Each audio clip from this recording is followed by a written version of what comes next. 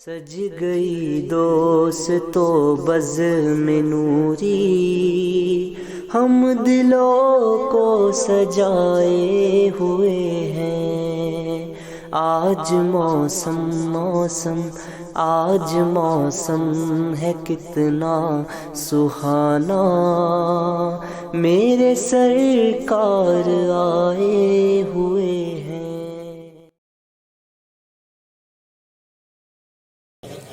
کچھ گفتگو کرنے سے قبل ہم اور آپ مل کر اللہ رب العزت کی بارگاہ میں دعا کریں کہ اللہ اپنے حبیب کے صدقے طفیل مجھے حق کہنے کی توفیق عطا فرمائے، اور ہم شرکائے بزم کو حق سن کر حق کو قبول کر اس پر عمل کرنے کی توفیق عطا فرمائے۔ ماشاءاللہ آج یہ بزم نوری کی محفل اس مقام پر منعقد کی گئی، اور جیسا کہ مجھے معلوم ہوا کہ سید فیض علی صاحب کے نکاح کی تقریب کے موقع پر اس محفل پاک کا انعقاد کیا گیا۔ اللہ کا بہت بڑا فضل ہے کہ ابھی بھی ہمارے معاشرے میں لوگوں کے اندر یہ سوچ زندہ ہے کہ وہ اپنے موقع خوشی یا موقع غم ہو اس میں ذکر محفل مصطفیٰ صلی اللہ تعالیٰ علیہ وسلم کا انعقاد کرتے ہیں، اور یہ ہمارے بزرگوں کا طریقہ تھا جو کہ دھیرے دھیرے ہماری قوم ہمارے معاشرے سے فوت ہو گیا، لیکن اللہ کا احسان ہے کہ بزم نوری ٹیم چھندواڑہ اور ان کے ساتھ جو کارکرند ہیں یہ ان فوت شدہ طریقوں کو زندہ کرنے کی اپنی استطاعت اور اپنی طاقت کے مطابق کوشش کر رہے ہیں۔ اللہ رب العزت صاحب خانہ اور بزم نوری کے کارکرین کی محنتوں کو اپنی بارگاہ میں قبول فرمائے۔ آج کا جو عنوان منتخب کیا گیا وہ عنوان منتخب کیا گیا کہ رسول پاک صلی اللہ تعالیٰ علیہ وسلم کی ازدواجی زندگی، یعنی شادی شدہ جو میرے آقا کی زندگی تھی اس تعلق سے، جو کہ ایک سیرت رسول کا بڑا اہم باب ہے، اور عام طور پر ان عنوانات پر لوگوں نے خطاب سننا اور کرنے والوں نے خطاب کرنا چھوڑ دیا ہے۔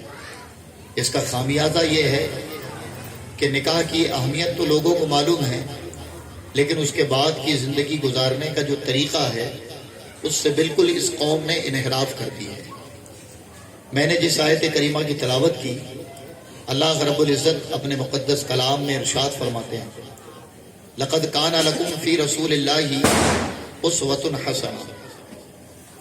فرمایا لوگوں اگر کامیاب ہونا چاہتے ہو تو میرے محبوب کی زندگی کو اپنے لیے نمونہ بنا لو۔ یعنی انسان کو اللہ رب العزت نے پیدا کرنے کے بعد اس کی کامیابی اور ترقی کا راز بھی اسے بتایا، اور وہ کامیابی اور ترقی ہے مصطفیٰ جان رحمت کا اسوائے حسنہ، آپ کی زندگی اور آپ کو نمونہ عمل بنا کر زندگی گزارنا۔ یہ بات بالکل حقیقت ہے۔ ہر عقل مند اور دماغدار آدمی سے آپ سوال کرو کہ اگر آپ کسی چیز کو بناؤ تو ظاہر ہے کہ اس کی خرابی اور اس کی بہتری کے بارے میں جتنا آپ کو معلوم ہے اتنا کسی اور کو معلوم نہیں ہوگا۔ اس کی وجہ کیا ہے کہ کن چیزوں سے وہ کامیاب ہے یہ آپ کو معلوم ہے، اور کن چیزوں سے وہ خسارے میں چلی جائے گی یہ بھی آپ کو معلوم ہے۔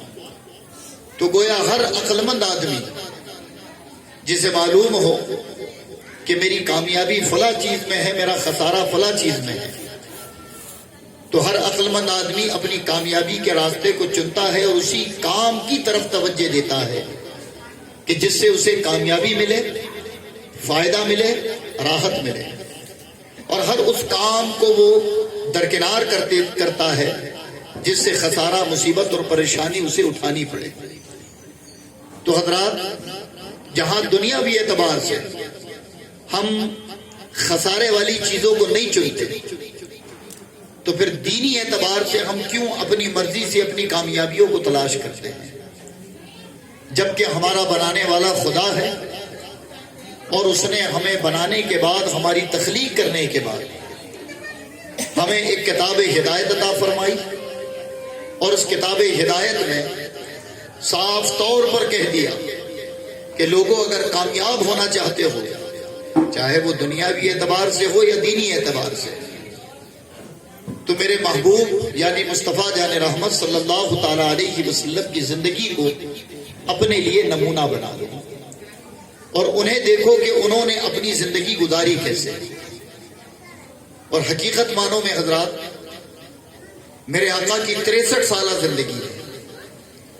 یہ 63 سالہ زندگی کو آپ اگر دیکھو تو ایک انسان کی زندگی میں جتنے شعبے ہوتے ہیں، جتنے مواقع ایک انسان کی زندگی میں آتے ہیں، ان تمام موقعوں کی تعلیم میرے آقا نے اس 63 سالہ زندگی میں ہمیں اور آپ کو عطا فرمائی۔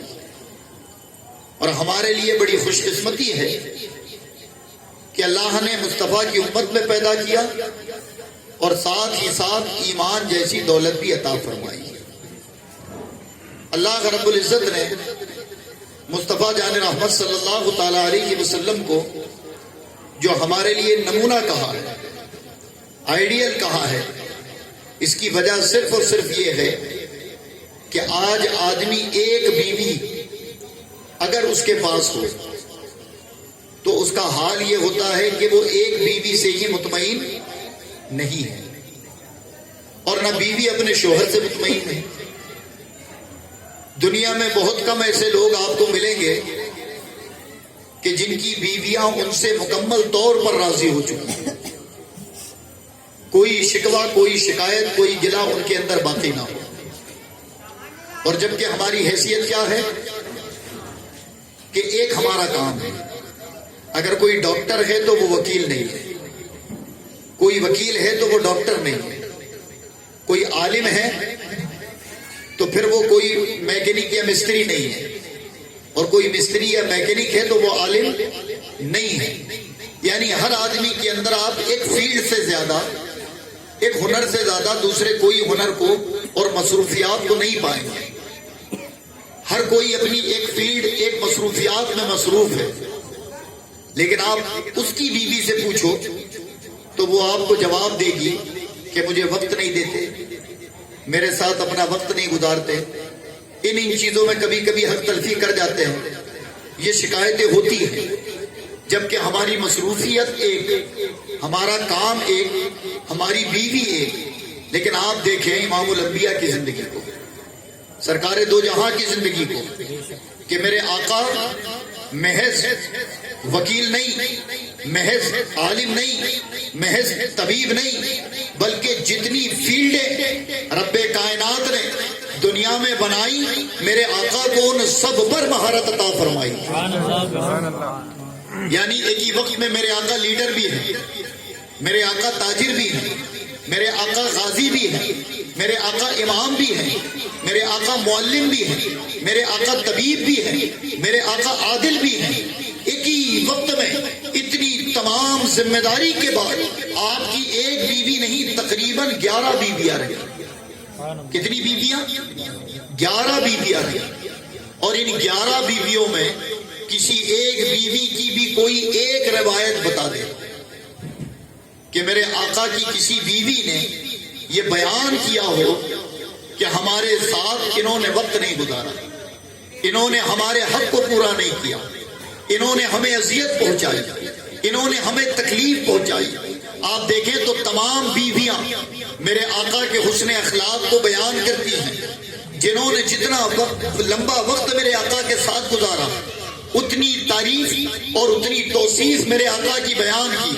تو گویا لقد کان لکم فی رسول اللہ اسوۃ حسنہ کے تحت میرے آقا نے اپنی اتنی مصروفیات کے باوجود بھی اپنی تمام بیویوں کو وقت دیا، اور وقت دینے کے بعد اپنے امتیوں کو یہ تعلیم عطا فرما دی کہ اے میرے امتیوں، تمہارے اوپر اتنا بوجھ تو نہیں آئے گا، اس لیے کہ رب فرماتا ہے لا یکلف اللہ نفسا الا وسعها، اللہ کسی جان پر اس کی طاقت سے زیادہ بوجھ نہیں ڈالتا۔ تمہاری جتنی جان اور استطاعت ہوگی رب تمہیں اتنی ہی قوت اور اتنی ہی طاقت کا بوجھ اٹھانے کی استطاعت عطا فرمائے گا. لیکن اس کے باوجود اگر تمہیں اپنی زندگی گزارنا ہے تو تم اپنے ذہن، اپنی فکر، اپنے غمان سے اپنی زندگی کا اختیار متعین نہ کرنا، بلکہ میری زندگی کو دیکھنا کہ میں نے ایک نہیں بلکہ 11 بیویوں کے حقوق ادا کیے ہیں، اور میری کوئی بیوی بھی یہ نہیں کہہ سکتی کہ میں نے کسی بھی طریقے سے ان کے حقوق کو پامال کیا. یہ سب سے بڑی تعلیم ہمارے لیے. اور پھر آپ کی ازواجی زندگی کیسی تھی کہ سب سے پہلی بیوی سیدہ خدیجۃ الکبریٰ رضی اللہ تعالیٰ عنہا، جو ہم سب کی ماں ہیں. آپ دیکھیں کہ میرے آقا نے اس وقت 25 سال کی عمر میں پہلا نکاح فرمایا، جبکہ سیدہ خدیجۃ الکبریٰ رضی اللہ تعالیٰ عنہا کی عمر 40 سال تھی. 2 مرتبہ بیوہ ہو چکی تھی، اور آقا کنوارے ہیں، اور حسن و جمال اور جوانی کی وہ شادابی کا عالم.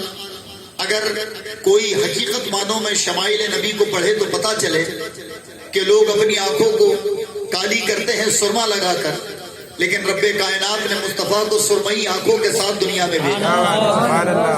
لوگ اپنے ہونٹوں کو طرح طرح کے کیمیکل لگا کر گلابی بنانا چاہتے ہیں، لیکن آقا کے ہونٹ جب کوئی دیکھتا تو فرمانے والوں نے کہا کہ ایسا لگتا کہ گلاب کی پتیاں ہیں.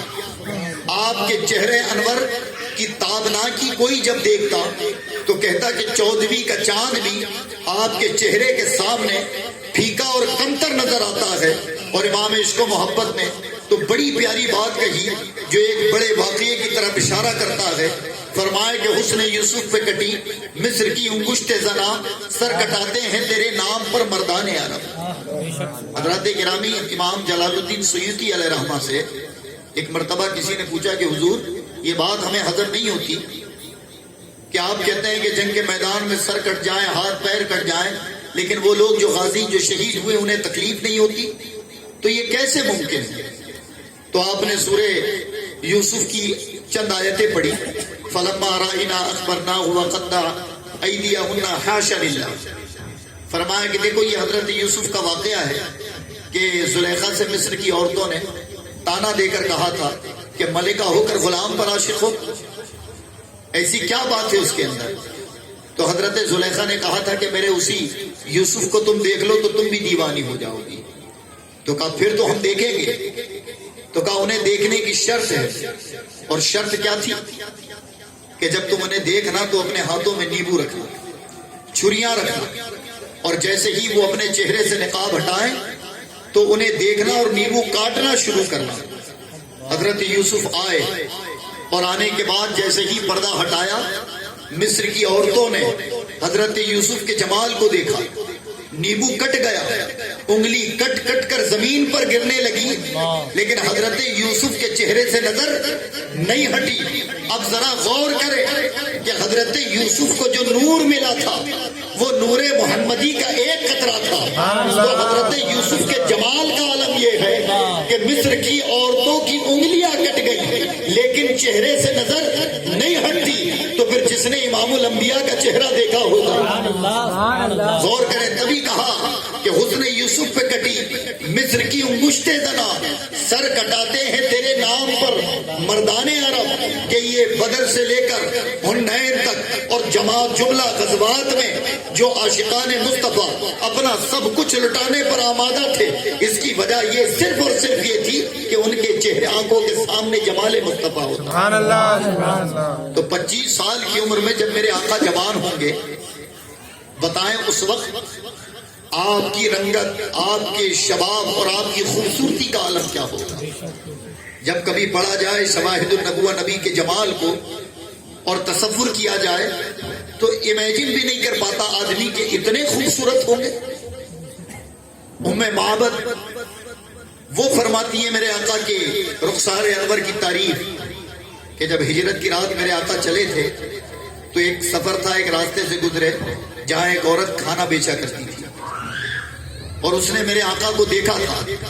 میرے آقا نے اس کی دبلی پتلی بکری سے دودھ نکالا اور وہ اس میں برکت اللہ نے اتنی دی کہ وہ 18 ہجری تک دودھ دیتی رہی، یعنی حضرت عمر ابن خطاب کے دور خلافت تک.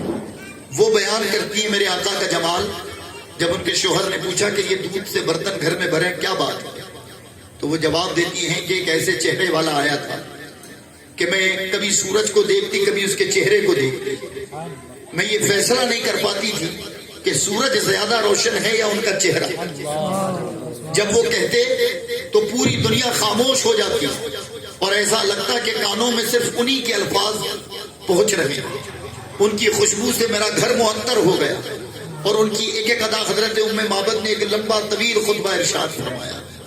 تو 25 سال کی عمر میرے آقا کی اور پہلا نکاح سیدہ خدیجہ کبریٰ رضی اللہ تعالی عنہا سے آپ نے کیا. حضرات گرامی، ایک بڑے فتنے کا دفاع بھی اس سے ہوتا ہے جو ابھی چند دنوں پہلے اٹھا تھا سوشل میڈیا کے ذریعے، میڈیا کے ذریعے اور لا علمی کی وجہ سے. چونکہ ہمارا یہ طریقہ بن چکا ہے کہ ہم نے یا تو محبت کو نعروں تک محدود رکھی ہے یا جلسوں تک، لیکن اس سے آگے ہماری محبت کا معیار کچھ بھی نہیں. ورنہ عاشق کا حال تو یہ ہوتا ہے کہ وہ اپنے معشوق کی ہر ادا کو جانتا ہے، وہ ان کو اتنا جانتا ہے کہ پھر دنیا کی اور کوئی دوسری چیز اس کے پاس رکھنے کے لیے وقت نہیں ہوتا. لیکن افسوس ہے کہ آج اگر ہم سے کوئی ہمارے نبی کی سیرت کے تعلق سے پوچھے تو ہم جواب دینے سے قاصر ہیں. میرے آقا نے 25 سال کی عمر میں ایک بیوہ عورت سے نکاح فرمایا اور اس نکاح کی تفصیل یہ ہے کہ نبی کی طرف سے پہل نہیں ہوئی بلکہ سیدہ خدیجہ الکبریٰ نے اپنی ایک غلام نفیسہ نام ہے ان کا، انہیں بھیجا اور کہا جاؤ میرا پیغام لے جاؤ. نبی پاک نے اسے قبول فرمایا. میرے آقا کا نکاح ہوا 25 سال کی عمر میں اور اس وقت آپ نے بیوہ سے نکاح کیا کہ جب دور جہالت میں بیواؤں کو نحوست جانا جاتا تھا. یعنی اگر کوئی عورت بیوہ ہو جائے تو اسے سماج میں رہنے کا حق نہیں ہوتا، اسے درکنار کیا جاتا تھا. اس وقت میرے آقا نے ایک بیوہ عورت کو اپنا کر بیواؤں کی عظمت اور ان کی شان کیا ہوتی ہے اور ان کے بیوہ ہونے میں ان کا کوئی قصور نہیں، یہ پوری دنیا کو بتایا. اور پھر جوانی میں شہوت زیادہ غالب ہوتی ہے. یہ بتاؤ کہ آدمی کے نفس کا غلبہ جوانی میں زیادہ ہوتا ہے یا 50 سال کی عمر میں؟ کب ہوتا ہے بتائیں؟ جوانی میں. 50 سال کی عمر میں تو خواہشات ختم ہو جاتی ہیں. تو جوانی میں غلبہ نفس کا زیادہ، اور اس کے بعد اگر کوئی بڑا خوبصورت ہو تو اس پر تو سونے پر سہاگا ہے کہ جوان تو ہے ہی، پھر اتنا خوبصورت کہ روئے زمین پر اتنا خوبصورت اور حسین و جمیل کوئی ہے ہی نہیں. تو ہونا تو یہ تھا کہ جب بیوہ عورت کا پیغام آئے اور اگر نفس کی خاطر نکاح ہوتا تو منع فرماتے اور کہتے میں اتنا خوبصورت اور جوان اور ایک بیوہ عورت سے نکاح کروں. تو گویا میرے آقا نے یہ جو 11 نکاح فرمائے ہیں ان میں ایک بھی نکاح نفس کے لیے نہیں تھا. جتنے نکاح ہیں آپ دیکھیں کہ وہ صرف اور صرف امت کی تعلیم کے لیے. یہ 11 نکاح فرمانے میں حکمت کیا ہے سنیں. آپ نے اپنی عمر سے بڑی عورت سے بھی نکاح فرمایا، اپنی ہم عمر عورت سے بھی نکاح فرمایا، اپنے سے چھوٹی عمر کی عورت سے بھی نکاح فرمایا.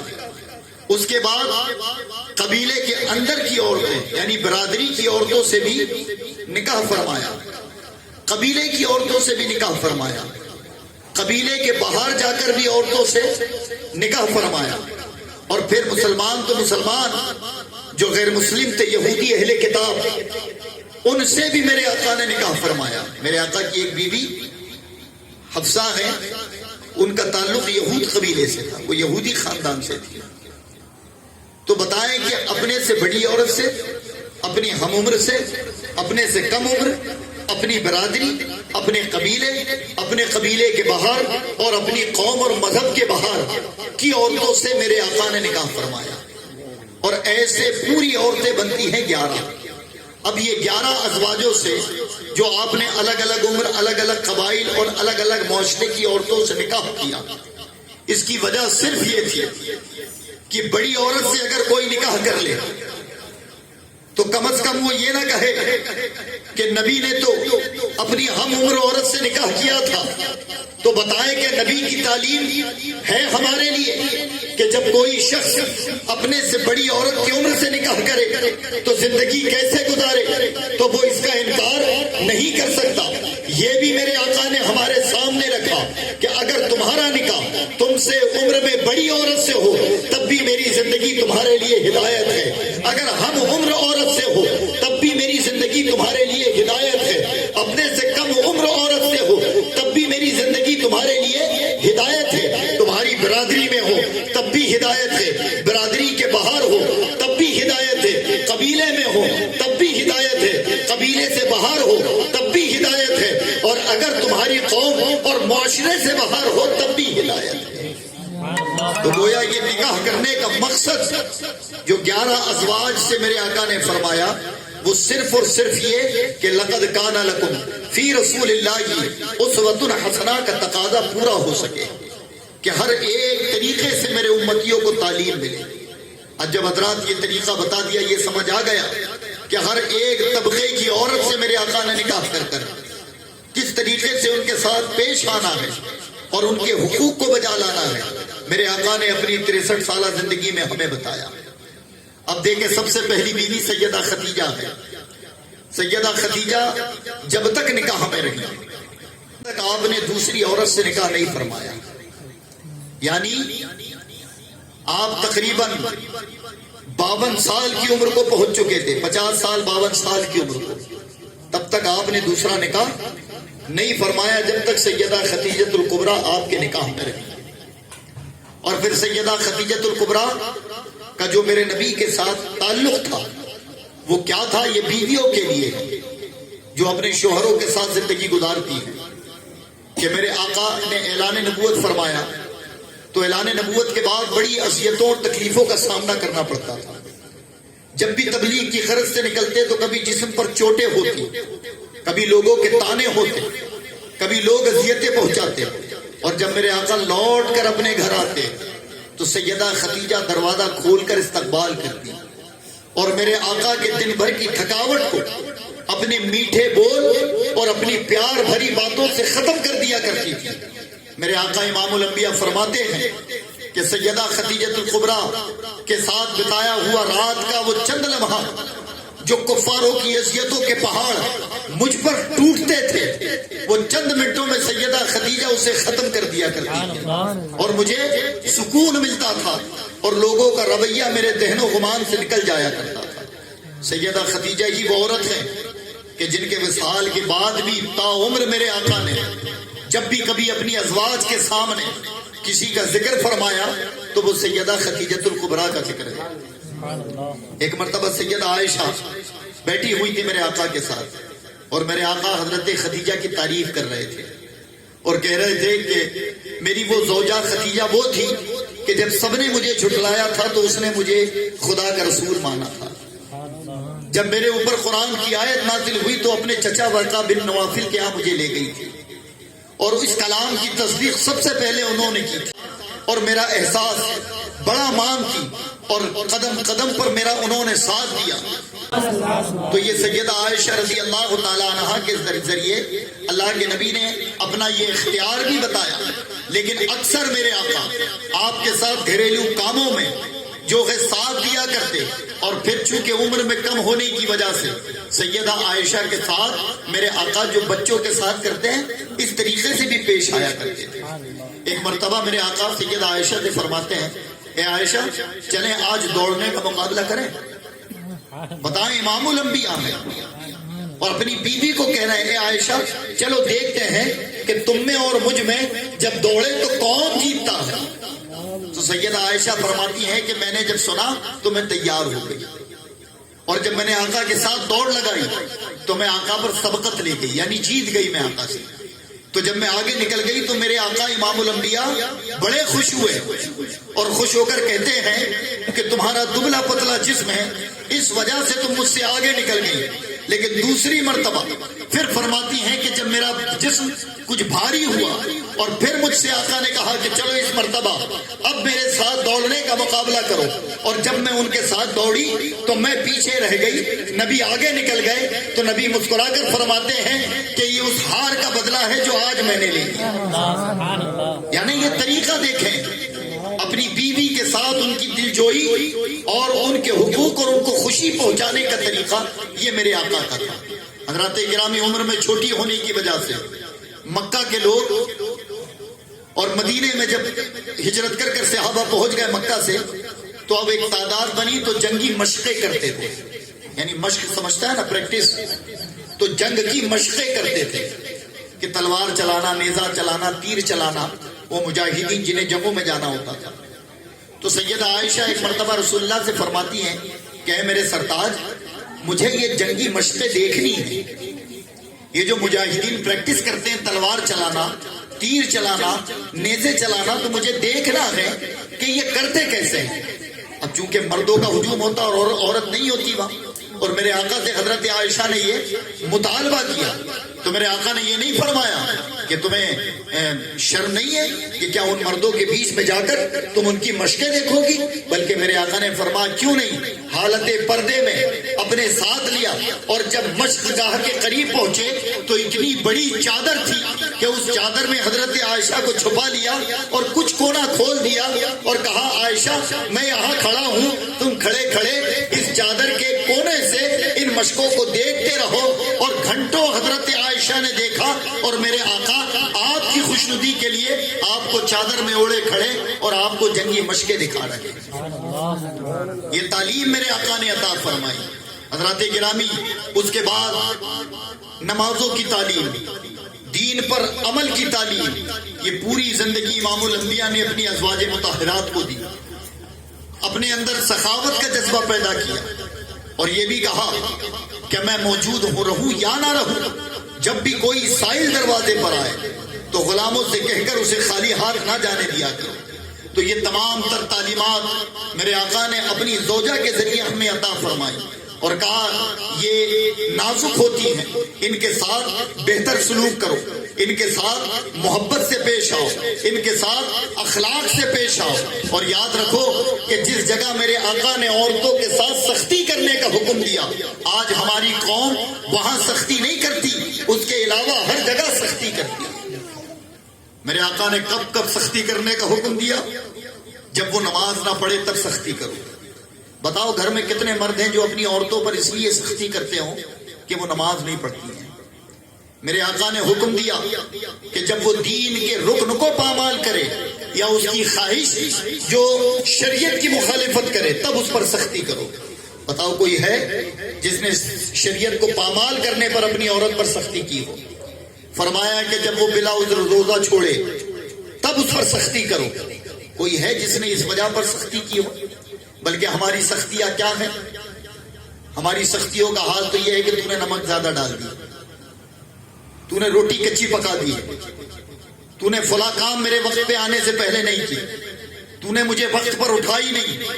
جبکہ میرے آقا کا طریقہ یہ تھا کہ صبح فجر میں پہلے آپ اٹھتے پھر اپنی بیوی کو اٹھاتے، آپ اٹھ کر اپنی بیوی کو اٹھاتے، اور کبھی کبھی فجر سے پہلے اپنی بیویوں سے باتیں کیا کرتے تھے، اسی وقت ان سے بات کرتے، کیونکہ مصروفیت اتنی تھی کہ جو فجر میں نکلے ہیں تو پھر کب آئیں یہ بھروسہ نہیں ہوتا تھا۔ تو صبح اپنے حقوق کو ادا کر کر نکلتے تھے، اور پھر ہمیں بھی حقوق بتائے کہ جب بیوی ناراض ہو تو تم نرم ہو جاؤ اور اس کی ناراضگی کو برداشت کرو، اور بیویوں کو یہ کہا گیا کہ جب شوہر آئے اور اگر لگے کہ وہ ناراض ہے تو وہ نرم ہو جائے۔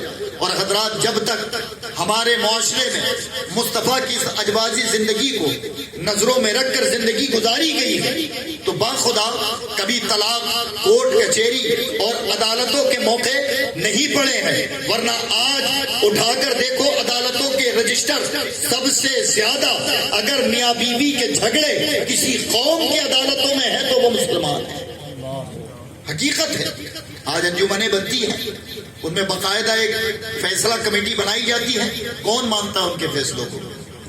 کتنے لوگ ہیں جو انجمن میں جاتے ہیں اور کہتے ہیں نہیں جو آپ ہمارا فیصلہ کرو، کیونکہ معذرت چاہوں گا مجھے یہاں کا تو نہیں معلوم، لیکن میں معذرت چاہوں گا کہ بٹھایا ان لوگوں کو جاتا ہے جو خود کا فیصلہ نہیں کر پائے آج تک، وہ کسی کی شادی بیاہ اور نکاح طلاق کا فیصلہ کیا کریں گے؟ بھائی بٹھایا ایسے آدمی کو جائے جو حدود شرع جانتا ہو، جو قرآن جانتا ہو، جسے معلوم ہو کہ مصطفیٰ نے ازواجی زندگی کیسی گزاری ہے، تو وہ شکلیں دیکھ کر فیصلہ نہیں کرے گا، وہ جب فیصلہ کرے گا تو مصطفیٰ کے قانون کو اپنی نگاہوں میں رکھے گا۔ اور باخدا یہ طریقہ مسلمانوں کا رہا کہ ہماری ماں بہن بیٹیاں اور ہمارے گھر کی عزتیں کبھی کورٹ اور کچہریاں نہیں پہنچی، لیکن یہ دور آئے دن جو وکیل ہیں ان سے پوچھو، وہ بتائیں گے آپ کو کہ آئے دن یہ معاملات کورٹ اور کچہری میں دیکھنے میں نظر آتے ہیں کہ جھگڑا کس چیز کا ہے کہ یہ ہمیں خوش نہیں رکھ رہا، یہ ہمیں مار رہا پیٹ رہا ہے، اور اس پر بھی جہیز جو کہ شریعت میں اس کا کوئی کانسیپٹ نہیں، لیکن اس کی دھارائیں بھی تم لگا رہے ہو۔ اور یہی لا علمی اور احساس کمتری کے ہم شکار ہوئے کہ بدبختوں کو یہ طاقت اور جرت ہوئی کہ انہوں نے اسلام کے قوانین پر مداخلت شروع کی۔ یہ جو مداخلت ہوئی ہے طلاق کے معاملات سے لے کر نکاح کے معاملات سے لے کر، کیوں؟ تمہارا قانون تمہارے لیے کوئی معنی نہیں رکھتا۔ اسلام کہتا ہے بلوغیت کے بعد نکاح کرو، اب تم مجبور ہو کہ تم چاہ کر بھی نہیں کر سکتے۔ وجہ صرف یہ ہے کہ ہم نے اپنی ہر چیز تو بچائی، لیکن جو آقا کی دی ہوئی تعلیم تھی اس کی طرف ہماری توجہ نہیں ہے، ہم نے اس کی طرف اپنی عقل نہیں لگائی، ہم نے وہ مسائل نہیں سیکھے جو ہماری زندگی کا اہم رکن ہے کہ حقوق زندگی کیا ہے، زوجیت کے حقوق کیا ہیں، نکاح اور طلاق کے مسائل کیا ہیں، بلکہ محض نکاح کو ایک سمجھ جائیں کہ انٹرٹین کا ذریعہ سمجھا ہوا ہے، اس میں شریعت محمدی اور مصطفیٰ جان رحمت کی تعلیم تو درکنارے، خرافاتوں کا انبار اس میں لگا دیا جاتا ہے، آتش بازیوں میں پیسہ خراب، طرح طرح کی رسموں کا ایجاد کر لیا گیا، لیکن جو بزرگوں کا طریقہ تھا کہ نکاح سے پہلے غریب اور مساکین کو خیرات کیا جاتا تھا، نمازوں کی کثرت کی جاتی تھی۔ حضرات ہمارے یہاں تو کچھ رسمیں ایسی بن چکی ہیں کہ وہ رسموں کی وجہ سے نمازوں کو چھوڑنا پڑتا ہے۔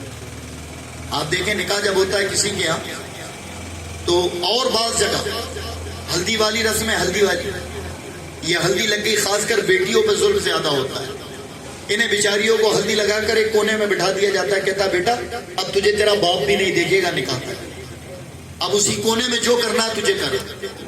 اچھا پھر وہ نمازیں بھی نہیں پڑھتے، ایک قطاری لٹکا دی اتنی بڑی، لڑکوں میں دولہا لڑکا جس کا ہوتی ہے شادی، دیکھیں نا اتنا بڑا چاقو لے کے گھومتا ہے وہ، اس سے پوچھو گھر والوں سے کبھی کہ بیٹا یہ کیوں ہے، کیا وجہ ہے اس کی، تو وہ جواب دے گا کہ بھائی بزرگوں نے کہا ہے گھر کے کہ اس سے بلا بدتر اور جان کی حفاظت رہے گی۔ بتائیں یہ ایمان کو کمزور کرنے والی چیزیں نہیں ہیں؟ جبکہ تم ایک جگہ کہتے ہو کہ زندگی و موت کا مالک رب، اور ایک چھری کو اپنے لیے تم نے نجات اور امن سمجھ رکھا، اور پھر اس کا عوض یہ کہ گھر سے باہر نہ نکلنا۔ کئی لوگوں نے جمعہ چھوڑا ہے شادی کی وجہ سے، وہ شادی کے لیے ہلدی والا جسم تھا تو وہ جمعہ پڑھنے نہیں گئے، چونکہ گھر والوں نے منع کر دیا انہیں کہ بیٹا اب تو نکاح کے جس دن نکاح ہوگا اسی دن غسل کرنا ہے تمہیں، تو جب تک غسل نہ ہو تب تک تم نے اب گھر سے باہر نہیں، اسے کہیں آنے جانے نہیں دیا جاتا، اسے کمرے میں رکھا جاتا، منع کیا جاتا، تم پہ آسیب کا اثر، تمہیں جناتوں کا اثر ہو جائے گا۔ حضرات گرامی، اللہ کے رسول فرماتے ہیں الطہور شطر الایمان، پاکی آدھا ایمان ہے، تم پاک رہو، تمہیں کبھی کوئی مصیبتیں اور بلائیں پریشان نہیں کر سکتی، لیکن ہمارا طریقہ کیا ہے کہ ان رسموں سے ہم نے اپنے آپ کو کمزور بنا رکھا ہے، اور پھر اگر کوئی مخالفت کرے تو جواب یہ ہے کہ یہ تو پرانا چلا رہا ہے، جس میں ایک بدتر رسم ہماری قوم میں ابھی بھی رائج ہے۔ اور میں کوشش کرتا ہوں جب بھی اس موقع پر کہیں بیان کرتا ہوں تو یہ نہاری والی رسم، یہ نہاری کیا ہے کبھی سنا تم نے؟ کھل کر اللہ اس کے رسول کی مخالفت ہے یہ۔ بتاؤ اسے رسم کو بنانے والوں نے کبھی عقل لگائی کہ وہ نہاری جو ہوتی ہے اس میں کون بیٹھا ہوتا ہے؟ دولہا اور اس کے دوست، اور کھلانے کون آتا ہے؟ دلہن کی بہن، اس کی سہیلیاں، باپ بھائی، بڑے بڑے رشتہ دار، عمر دراز لوگ کھڑے ہوئے ہیں، وہ اپنے ہاتھوں سے لقمہ بنا کر اس کے منہ میں ڈالتی ہیں، ایک غیر مرد کے بے پردگی کی حالت میں۔ پھر وہاں نہ جانے کس کس طریقے کی خرافات ہوتی ہے، اور اس پر بازو میں کھڑے بزرگ جو ہیں وہ ان کے اور حوصلے بڑھاتے ہیں، ہاں بیٹا اتنے نہیں اتنے مانگ لو، بیٹا اس انداز میں کر لو. اور یہاں فرمایا گیا کہ عورت کسی کے سامنے بے پردہ بھی نہ آئے، لیکن ہم نے رسم کے نام پر اللہ اس کے رسول کی کھل کے مخالفت کی اور کہا یہ رسم ہے، اور اسے سمجھا کہ نہیں شادی ایک بار ہوتی ہے، اسے کرنا چاہیے. تو آپ بتاؤ کہ جس کام کی ابتدا اللہ اس کے رسول کی نافرمانی سے ہو، پھر اگر آپ سوچو کہ اس میں رب کامیابی عطا فرما دے تو کیا ایسا ہوگا؟ اور اگر یہ رسم کو ختم نہیں کر سکتے، مان لیں کہ آپ کا یہ ایک انانیت ہے اور آپ کی عزت میں کمی ہو جائے گی کسی کے کہنے سے اس رسم کو ختم کرنے پر، تو برائے کرم اس کو تبدیل کر دیں. اس کو تبدیل یہ ہے کہ آپ کے گھر کی ماں بہنیں نہ کھلا کر لڑکے کو کوئی لڑکا جا کر کھلا دے، کوئی حرج نہیں. بھائی لڑکے کو لڑکا کھلا دے، کوئی حرج نہیں، کوئی اس میں کوئی شریعتاً بھی کوئی قباحت نہیں ہے. لیکن قباحت تب ہے کہ آپ نے ایک غیر محرم کے سامنے ایک جوان لڑکی کو بٹھایا، اور ایسے ہی اگر آپ کی بہن بیٹی کسی غیر مرد کے منہ میں لقمہ ڈال کے آپ کو کہیں نظر آئے تو برداشت کرو گے؟ ہرگز نہیں کرو گے. پھر اس رسم کے نام پر تمہیں برداشت کیسے ہوتا ہے؟ ابھی بھی ہمارے معاشرے میں الحمدللہ بہت ساری جگہوں پر تو لوگوں نے ختم کر دیا، لوگ اس پر عمل کرتے ہیں، لیکن کچھ ہیں جو نہیں مانتے، اڑ جاتے ہیں. وہ کہتے ہیں مولوی لوگ نئی نئی بات بتاتے ہیں. لیکن حضرات گرامی حقیقت میں کبھی اس پر غور کرو تو یہ اللہ اس کے رسول کی نافرمانی ہے. میرے آقا نے زندگی گزارنے کا طریقہ بڑا ہی آسان اور بہتر ہمیں عطا کیا، اور ہر ایک طریقے کی ازواج اور ہر ایک محاذ پر کس طرز پر عورت کے ساتھ زندگی گزارنا ہے میرے آقا نے یہ بتا دیا. اگر بندہ اس پر عمل کر لے چند قطروں پر، چند پرسنٹ پر، تو پوری زندگی اس کی کامیاب ہے. ورنہ اپنی مرضی سے زندگی جینے والے اور پھر اس میں ناجائز اور غیر شرعی رسموں کو ڈالنے والے سوائے پریشانی کی اور کسی چیز میں مبتلا نہیں ہے. تو میرے آقا نے 11 ازواج کے ساتھ اپنی زندگی گزاری ہے، اور ان کی تربیت، ان کی تعلیم اور ان کے رکھ رکھاؤ سے پوری امت کو یہ تعلیم دی ہے کہ کسی ایک بیوی نے بھی کبھی یہ شکایت نہیں کی کہ ہمارے نبی نے، ہمارے شوہر نے ہمارے ساتھ اس حق پر ہمارے ساتھ حق تلفی فرمائی. اتنی مصروفیات ہونے کے بعد، اور ہماری مصروفیات کسی ایک کام پر ہوتی ہے، لیکن اس کے باوجود بھی ہمارے گھروں میں شکوہ، ہمارے گھروں میں شکایت ہے کہ ہمارے شوہر نے ہمارے فلاح حقوق کو پورا نہیں کیا. تو حضرات بتائیں، لیکن اللہ نے ہمیں جتنی طاقت دی وہ اتنا ہی ہم سے کام لیتا ہے. یہ بڑی خوشی کی بات ہے کہ اللہ انہیں وہ مقدس رشتے میں باندھنے جا رہا ہے کہ یہ رشتہ دنیا کا سب سے متبرک اور سب سے پہلا رشتہ ہے. بھائی کا، باپ کا، دادا کا، جتنے بھی رشتے ہیں نا، یہ سب دنیا میں آئے بنے. کوئی کسی کا باپ بھی دنیا میں بنا ہے، کوئی کسی کی ماں بھی دنیا میں بنی، کوئی کسی کا چچا بھی دنیا میں بنا، لیکن میاں بیوی کا جو رشتہ قائم ہوا وہ کہاں ہوا؟ جنت میں. کہاں ہوا یہ قائم؟ سب سے پہلا اور متبرک رشتہ یہ جنت میں قائم ہوا. اچھا دیکھیں، جتنا متبرک ہی اتنا نازک بھی ہے. آپ اگر کریں کہ آپ کسی کے باپ ہوں یا آپ کسی کے بیٹے ہوں اور آپ میں نا اتفاقی ہو جائے اور باپ کہتا رہا یہ میرا بیٹا نہیں ہے، آج سے یہ میرا بیٹا نہیں ہے، تو ایسا ہوگا کہ آپ اس کے بیٹے نہیں بچے؟ یا بیٹا کہہ دے باپ کو کہ آج سے تو میرا باپ نہیں، تو وہ مر جائے سر پٹک پٹک کر، لیکن بیٹے کو باپ اور باپ کو بیٹا ہونے سے کوئی الگ نہیں کر سکتا. وہ اس کا بیٹا یا وہ اس کا باپ کہلائے گا. تو اس کی تقویت دیکھیں کہ آپ سر پٹک پٹک کر مر جاؤ لیکن وہ رشتہ منقطع نہیں ہوگا. لیکن وہ رشتہ جو جنت میں قائم ہوا وہ اتنا نازک ہے کہ اگر آپ نے دنیا میں ایک بار کہہ دیا کہ اب تو میری بیوی نہیں، یعنی طلاق کی غرض سے، تو پھر چند منٹوں میں وہ رشتہ ختم اور وہ تمہارے لیے انجام ہو گیا. اب اسی لیے فرمایا گیا کہ اس رشتے کو اگر بہتر بنانا ہے تو مصطفیٰ جان رحمت کی زندگی کو اپنے لیے نمونہ بنا لو.